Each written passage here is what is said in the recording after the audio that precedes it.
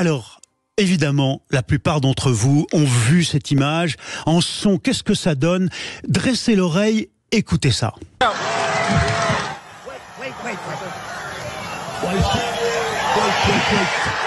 Ça, c'est les ordres du service de sécurité, c'est le secret service, évidemment. On est dans le meeting, la balle vient d'être tirée sur Donald Trump et Donald Trump blessé. Et vous l'avez peut-être pas bien entendu là dans ce son, mais fight, c'est Donald Trump. Bonjour Marie-Christine Bonzon, vous êtes avec nous ? Bonjour. Je voudrais vous remercier d'abord d'avoir accepté l'invitation de Sud Radio ce matin. Vous êtes politologue, vous êtes française, mais journaliste et spécialiste des États-Unis. Vous êtes une des rares analystes. Vous avez passé des années, des décennies à Washington. Vous êtes une des rares à avoir, en 2016, prédit la victoire de Trump, alors que beaucoup encore n'y croyaient pas. Alors, vous avez suivi évidemment les événements depuis hier. Qu'est-ce que ça vous inspire et est-ce que la question, en fait, c'est est-ce qu'on n'a pas parlé trop vite de bascule dans cette campagne électorale? Et quel va être l'impact de ces événements, de cette image très forte, évidemment, et tout simplement de cette tentative d'assassinat sur Donald Trump? Toute tentative d'assassinat contre un élu politique aux États-Unis comme ailleurs, c'est un événement majeur. Mais je dirais que dans une campagne présidentielle dans laquelle on est en plein, actuellement aux États-Unis, c'est un tournant majeur. C'est quelque chose qui relève du séisme. On a eu 2 séismes en 2 semaines, si vous voulez, dans cette campagne qui n'a pas manqué de rebondissements depuis qu'elle a commencé, il y a plus d'1 an maintenant. D'abord, il y a 2 semaines, la prestation catastrophique de Joe Biden, qui a remis en cause au sein du Parti démocrate sa propre candidature au président sortant. Et à peine 2-3 semaines après, on a cette tentative d'assassinat contre le principal opposant politique du président en exercice, qui est évidemment Donald Trump. Non, c'est un événement majeur. C'est quelque chose qui effectivement a la potentialité de faire basculer encore plus l'élection vers Donald Trump, ce qui était déjà la dynamique avant que ces 2 événements majeurs se déroulent. Avant le débat, avant la tentative d'assassinat, la dynamique de la campagne, elle était en faveur de Donald Trump, aussi bien au niveau national que surtout dans le système américain, dans les États clés. Et cette position de Trump s'était déjà renforcée après le fameux débat. Oui, alors vous dites renforcé notamment par la faiblesse de Biden, mais est-ce que on a l'impression qu'on oublie déjà les images du procès accusé de viol, finalement reconnu comme violeur de fait. Sa condamnation a été repoussée à septembre. Le jugement lui-même, le délibéré finalement n'interviendra qu'en septembre. Mais on a oublié tout ça déjà. C'est là où vous parlez de bascule, c'est qu'au fond vous disiez il y avait déjà une dynamique pro-Trump. Ça paraît bizarre au moment, alors même que le personnage est marqué par la justice américaine, clairement qualifié de violeur et de voleur. Les Américains n'ont pas oublié les procès qui ont eu lieu contre Donald Trump et les prochaines démarches judiciaires contre lui qui se dérouleront soit avant le scrutin, mais plus sûrement après. Ils n'ont pas oublié. Simplement, pour le moment, ce qui s'est passé dans les tribunaux face à Donald Trump a bénéficié à Donald Trump. C'est comme ça, c'est une réalité. Dans les sondages, la plupart des électeurs ont renforcé leur soutien à Donald Trump. Et là, Donald Trump va pêcher des électeurs dans 2 grands groupes.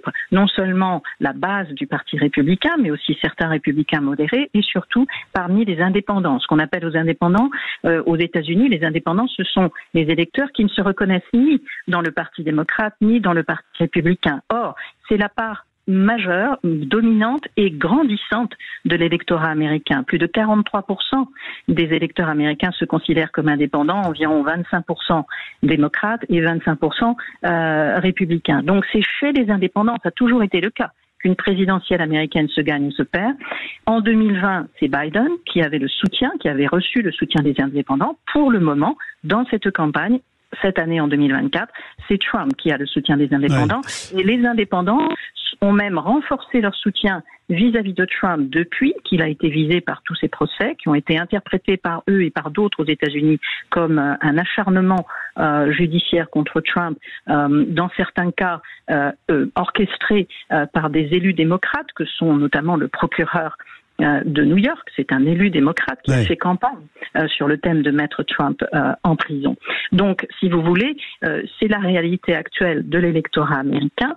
Et pour le moment, et il suffit de très peu de mouvements dans les sondages. Dans une élection présidentielle américaine, Thierry Guerrier, l'élection américaine se gagne dans les États et dans une poignée d'États, des États fluctuants, des États clés. Quelle va être, dans la foulée des images que nous avons vues ce week-end et tout simplement de cette tentative d'assassinat, quel va être l'impact de cette convention républicaine qui était programmée? Là, il y a une forme d'apothéose pour le candidat Trump. La convention s'appelle d'ailleurs Trump 2024. Les conventions, c'est-à-dire les congrès d'investiture de deux grands partis qui contrôlent le système politique et électoral américain, Thierry Guerrier, ces conventions elles portent bien leur nom. En français, en mauvais français, elles sont conventionnelles. C'est-à-dire que conventionnellement... Oui, mais là, ça va changer de nature, ça va être encore plus puissant en termes d'image. Ça va être des rituels, ce sont toujours des rituels qui frisent le culte de la personnalité et qui n'ont aucun suspense. Depuis des années, ce ne sont plus des événements qui ont des suspens. Donc oui, le congrès d'investiture du Parti républicain qui s'ouvre d'ailleurs dans quelques heures à Milwaukee, dans le Wisconsin, c'est un congrès d'investiture qui va consacrer donc Donald Trump comme candidat officiel. Pour le moment, les deux hommes ne sont pas candidats officiels de leur parti, ils sont candidats présomptifs, ils ont remporté les primaires, les scrutins primaires, mais ils n'ont pas été encore adoubés par les délégués à la convention qui sont choisis lors des primaires. Donc là, c'est ce qu'on va voir cette semaine. Et ce qui est intéressant, c'est que Donald Trump, dans une interview au New York Post, ce matin, indique qu'il a complètement réécrit son discours du congrès d'investiture.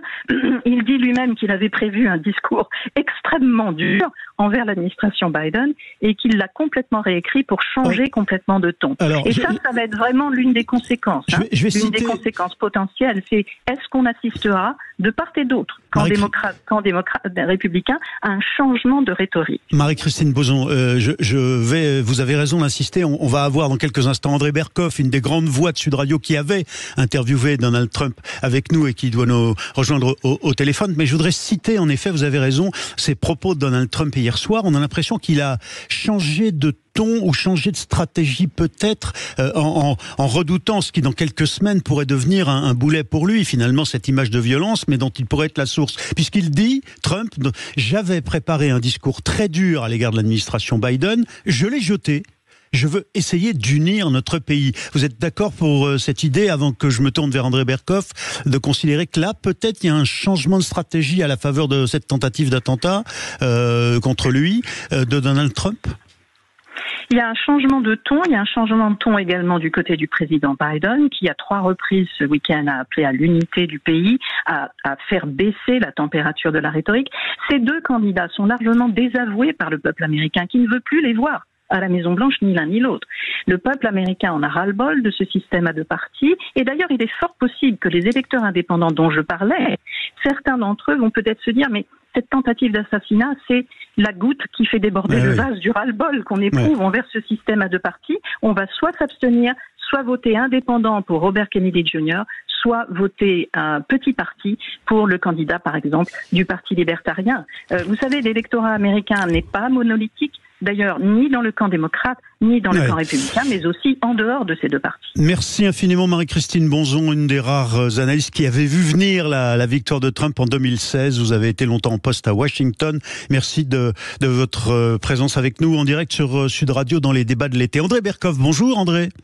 Bonjour Thierry. Bon, ravi de vous retrouver sur Sud Radio. Évidemment, vous êtes une des grandes voix, des piliers de la station. Et alors là, vous êtes, je le rappelle, un de ceux qui avait interviewé Donald Trump. Vous connaissez le personnage de près, si j'ose dire. Votre sentiment, tout simplement, hier, quand vous avez été confronté à ces images, André? Bah écoutez, le sentiment, il est à la fois attristé parce que c'est un tentative d'assassinat, cette violence, mais on la connaît aux États-Unis et ailleurs. Enfin, ça, c'est ce qui était assez étonnant, c'est que ça rappelait de façon assez incroyable 60 ans, 1963, l'attentat de Dallas. Ouais, c'était aussi, soi-disant, on n'a pas, vous savez, Thierry, un truc extraordinaire, on n'a pas encore le fin mot de l'histoire. 60 ans après. On ne sait pas. Toutes les hypothèses ont été avancées, les plus folles comme les plus plausible. Enfin, on n'a pas le fin mot de l'histoire. Et là, c'était Lee Harvey Oswald dans une bibliothèque à Dallas. Et là, c'est ce tireur isolé, hallucinant d'ailleurs, dans un endroit qui n'était pas protégé alors qu'il aurait dû l'être, ce toit-là, etc. Incroyable. Enfin, à 120 mètres de l'ex-président. Il y a ça, et puis à un côté, évidemment, ça transforme évidemment la personnalité et l'image de Trump d'une certaine façon. Et alors justement, André, on se dit que peut-être on a été un peu vite en parlant de bascule, que ça lui est favorable là, aujourd'hui, à court terme, mais que peut-être, c'est ce que nous disait à l'instant une spécialiste des États-Unis, peut-être que tout de même, ça pourrait lui nuire à terme, là, dans les semaines qui viennent, si sur lui pèse l'idée qu'il est au fond à la source même de la violence. Vous êtes d'accord avec cette idée ?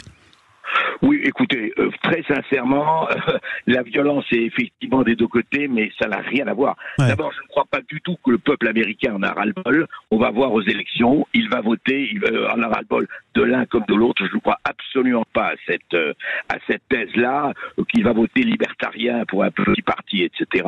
On n'en est vraiment pas là. Mais surtout, il faut voir, Thierry, que le fond du problème, c'est que Trump n'a jamais été admis par toute une partie de l'establishment, qu'il soit démocrate ou même républicain. Il n'est pas des nôtres. N'oubliez pas que c'est pas un parti, c'est pas un politique qui n'a jamais été élu, quoi que ce soit, avant 2016.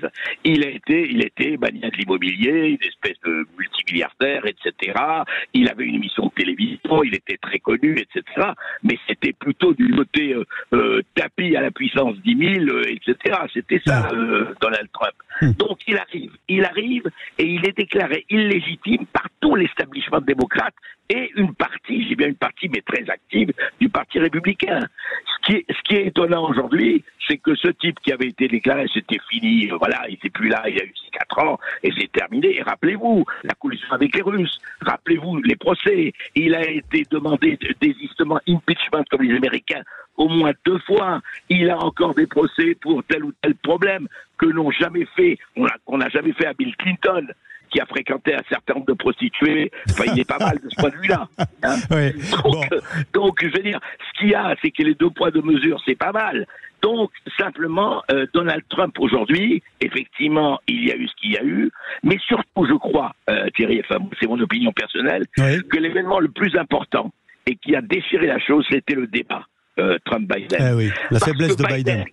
Qui était protégé quand même, alors qu'on savait très bien qu'il n'était pas d'une acuité formidable, on a senti les failles. Et là, ça a été la panique. Je ne dis pas que c'est corrélé ce qui s'est passé hier, mais il y a eu panique aujourd'hui et il dit comment on va faire. Et on est à 3 mois des présidentielles, 3 mois et demi. C'est encore plus flagrant et j'écoutais certains intellectuels français, par exemple, très à gauche, style à Trump, qui pourtant disaient ce matin sur d'autres ondes, eh bien, oui, il faut bien reconnaître qu'il a été admirable physiquement dans la posture, la façon de dire, c'est ce qu'on écoutait tout à l'heure, fight, et puis de montrer son courage physique. Merci beaucoup, André. On vous retrouve quand? Vous êtes en vacances là, vous revenez quand dans Berkoff, dans tous ces états sur Sud Radio? Oui, écoutez, en principe, on reprend donc début septembre, fin août, début septembre, et on sera toujours, Thierry, vous le savez, dans tous nos états. Hein. Eh ben, formidable. C'est notre ADN. Eh ben, on vous souhaite un très bon été dans tous ces états, en tout cas, avec beaucoup de soleil. Merci à vous, André Berkoff, d'avoir été avec nous. On se retrouve tout de suite. Vous êtes sur Sud Radio, restez avec nous, ce sont les débats de l'été.